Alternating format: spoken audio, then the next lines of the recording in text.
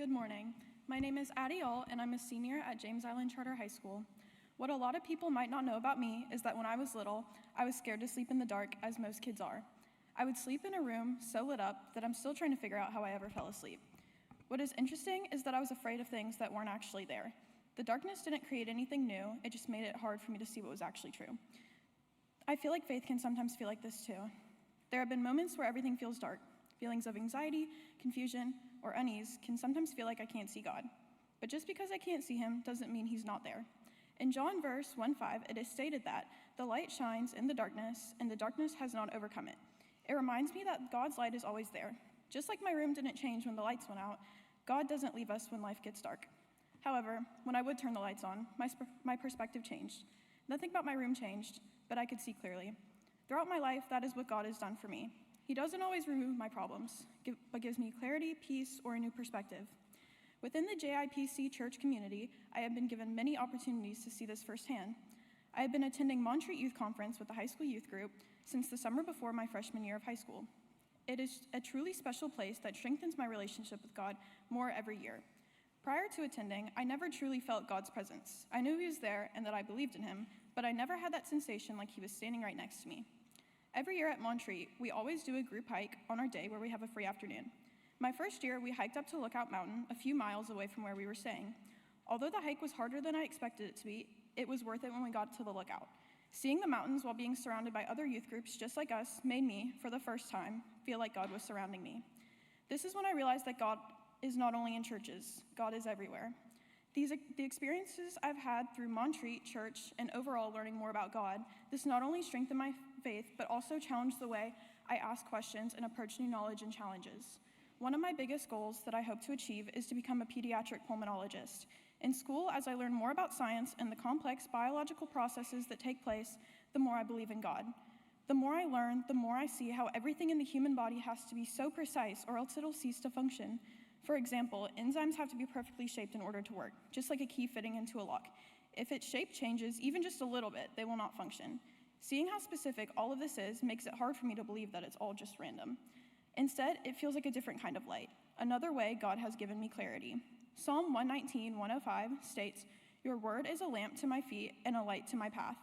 In the same way that turning on a light helped me see what was already there, studying science has helped me see the complexity and intention in creation much more clearly.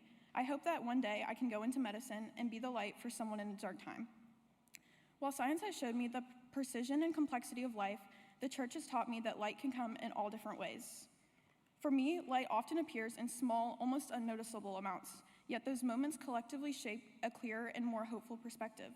Whether it be laughing with my friends at youth group, volunteering with backpack buddies, or hearing a sermon that resonated deeply with me, each experience contributes to a growing sense of clarity, purpose, and reassurance in my faith. As I prepare to go to college this upcoming fall, I hope I can apply all of the lessons and values that the church has given me so that I may be a light in someone else's life. If there's anything to be taken away from this today, it's that light can shine in all different ways and never be scared of the dark, because God will always guide us to the light.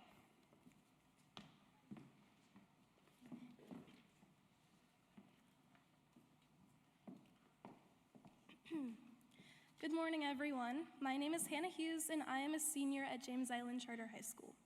Today, I want to talk about light, specifically the light we hear about in the Gospel of John, chapter 8, verses 12 through 20. In this passage, Jesus says, "I am the light of the world. Whoever follows me will never walk in darkness, but will have the light of life." That verse has always stood out to me because light is something that we all understand. Light helps us see, it gives us direction, it makes things clear, and without it, we're left guessing, unsure of where we're going. As a senior in high school, I've spent a lot of time thinking about what it means to walk in that light, especially as I look ahead to the future. And I'm sure many of you have had similar moments. I spend so much time thinking about all of the choices for the future, where to go to college, if to go to college, what to major in, if this choice will impress my peers and my family members, and so many other insanely hard but life-defining questions that I and so many other students are expected to make as we have freshly reached adulthood.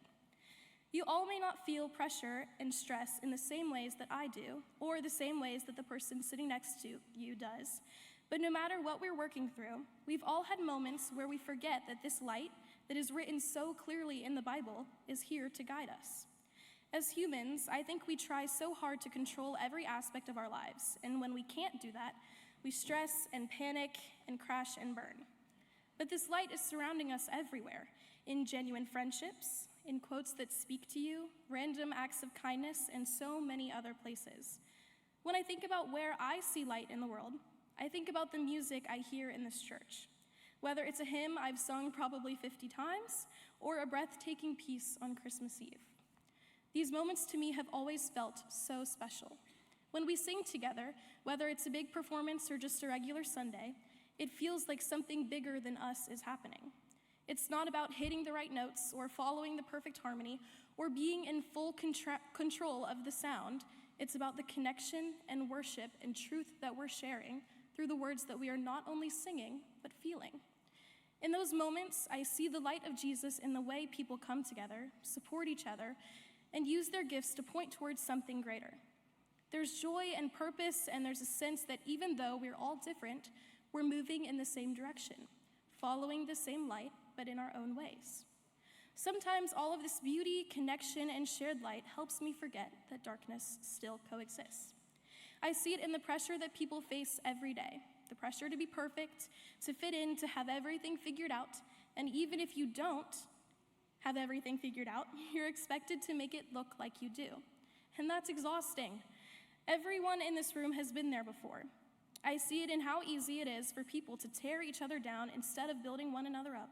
I see it in loneliness and the difficulty to make friends without being perfect or putting on a show, when all we want is to be accepted and loved in our true natural form. It feels so hard to be a Christian and walk in the light of God when we don't feel loved and accepted as the version of ourselves that God created. This darkness doesn't always look dramatic, though.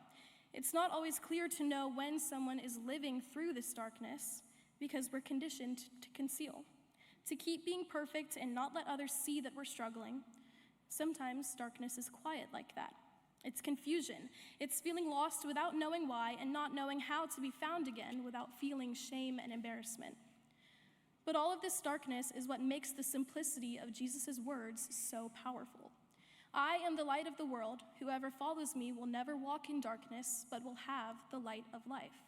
He doesn't just point out the darkness, he offers the light. He reminds us that when we're in that darkness, feeling like no one understands, he is there, offering a shoulder to cry on and a hand to grab onto. For me personally, I can't point to one single moment where everything changed or where I felt completely lost and then found. My story isn't about a single dramatic turning point.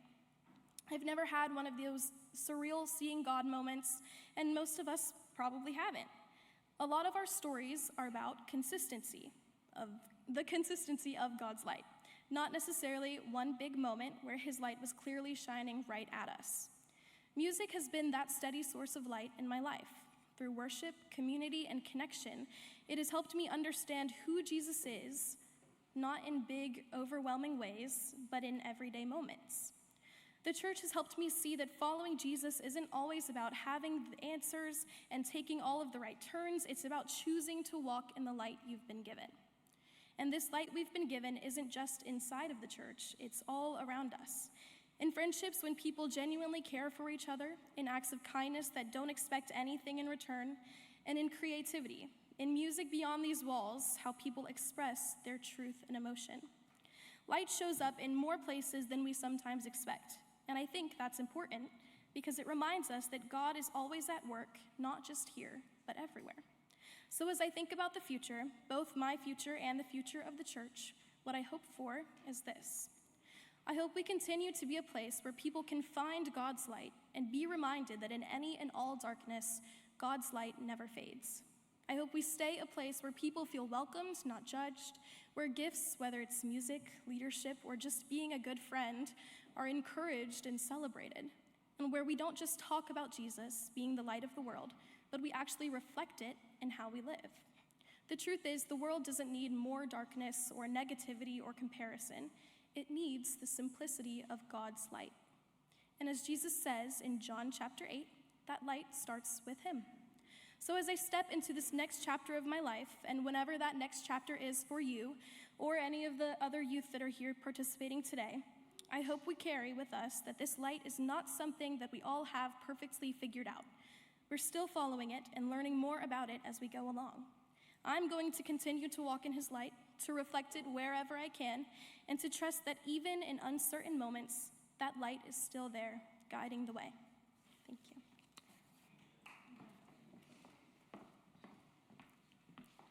That was really beautiful, Hannah and Addie. Thank you. Hello, everybody. If you don't know me, my name is Sarah Ellen Weatherholtz, and I'm a senior at First Baptist High School. I've attended James Island Presbyterian Church since I was in my mother's belly. Over my 17 years, I have watched it grow and change. I was baptized here. I've watched children grow up here, as I did, and I've also seen members pass away who have touched me in unmeasurable ways from my childhood all the way to my learning to be an adult. I was ecstatic to hear that the passage today was John 8, verses 12 through 20, because in this passage, Jesus says, "I am the light of the world. Whoever follows me will never walk in darkness, but will have the light of life." This summer, I traveled abroad alone. I planned for months and was more excited about it than maybe I have ever been about anything in my life. Once I arrived in Barcelona, I was excited to start my 3 weeks there and learn about my independence. But slowly, my anxiety kicked in, and I began to have panic attacks all alone with no one there who I knew to console me. I tried everything to make it better, but eventually I was so tortured with my anxiety that it wasn't worth it to stay there, and I booked a flight home. I left feeling dejected and lost, thinking I disappointed my family who paid for me to be there, and my friends who I told all about my trip to come. I felt that I would never be able to go to college after that experience, and I was utterly destroyed for many weeks. A month later, it was time for me to go to Montreat. Montreat is one of my favorite places on earth because it is a week where I get to solely focus on my relationships with others and with God. It made me even more sad that I wanted anything more than to cancel because I could not fathom going away for a week. Thankfully, my mom forced me to go. I was dreading the trip for days before, and when I arrived, I began to get anxious again. My friends knew something was off, but I didn't let on just how tormented I was. The first night was hard. The second night was easier, but still hard. But on the third night, we went to nightly service, and everything changed. I wish I could relay the message as eloquently as the preacher, but unfortunately, I am not a preacher. She spoke about light and darkness. Darkness has always been one of my biggest fears because it means being alone at night with my thoughts. This is what made Barcelona so hard, being alone at night in my room with nobody there. But the preacher spoke of how darkness is never a bad thing, and it's not the absence of light. Darkness is something to be embraced, and night is a time where God walks with you through the night. Yes, I'm sleeping in a dark room, but I'm not walking in darkness. I'm walking in the light with God. During the service, I made this realization and felt the heaviness, fear, and doubt for myself be lifted off immediately. The tears started coming, and I cried out everything from the past month. I cried for the rest of the service and even for a while after. People probably thought I was crazy, but I didn't care because I had finally let it sink in that I am surrounded by people who love me in a situation that is far from hopeless. I had learned not to be afraid of the darkness because God and the people I love are walking alongside me, even when I'm stranded in a foreign country. So even far away from my church and family, I learned that I have a family everywhere of people who support me and want to see me walking in the light with Jesus. To quote the poet Dylan Thomas, "I will not go gentle into that good night. I will rage against the dying of the light." But what Dylan Thomas didn't include was that the darkness is a place of solitude, where God can do his deepest work. No, I'm not speaking of Thomas's metaphor of death, but about the darkness that he includes in his poem. I will go gentle into that darkness because I know that God is holding my hand through the night. I will rage against the darkness of sin and hate, but I will celebrate the darkness that the night offers. I am thankful to all of those who have been by my side because I was only able to make this revelation with my lifelong friends beside me who taught me the true meaning of love and what it means to see others succeed, and through the adults who have raised me in this church and taught me the unconditional love of God. Thank you to every one of you who has impacted my life and made my faith stronger, a faith I hope to spread to everyone who will listen. Thank you.